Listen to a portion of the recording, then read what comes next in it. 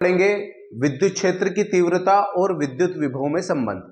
तो देख लेते हैं कि मान लेते हैं कि हमारे पास एक समान विद्युत क्षेत्र E है, यानी जो विद्युत क्षेत्र की दिशा है वो इस तरफ है, और एक समान विद्युत क्षेत्र में दो बिंदु A और B एक दूसरे से कुछ दूरी मान लेते हैं कि dx दूरी पर रखे हुए हैं।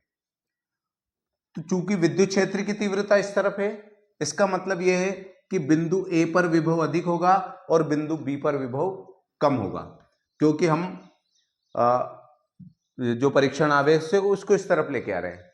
तो मान लेते हैं कि बिंदु B का विभव V है और A पर जो विभव है वो V प्लस dV है।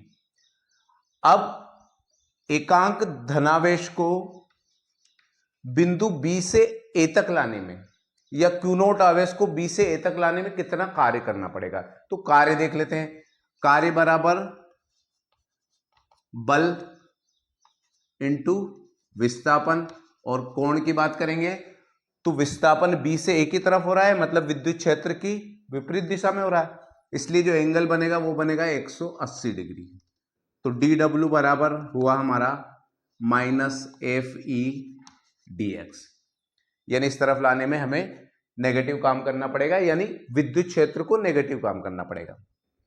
अब यहां से यदि हम देखें तो dw बराबर -FE, यानी F बराबर होता है Q नोट E, तो ये हो जाएगा आपका Q note E into dx, यानी dw की वैल्यू ये प्राप्त हुई।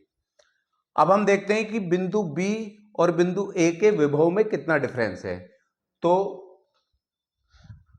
बिंदु B पर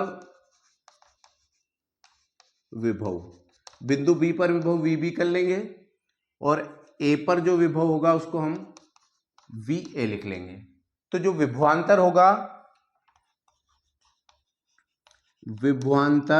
विभवांतर मतलब जहां पर विभव अधिक है उसमें से कम विभव को घटा देंगे। तो अभी हमने बात की थी कि A पर विभव अधिक होगा, क्यों होगा, क्योंकि ये विद्युत क्षेत्र के ज्यादा इस तरफ है और ये दूर है, तो ये विभवांतर हो जाएगा हमारा VA माइनस VB। और विभवांतर की जो डेफिनेशन है, यानी विभव की जो परिभाषा है, उसके द्वारा क्या हो गया,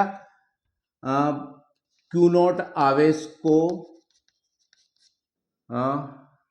B से A तक लाने में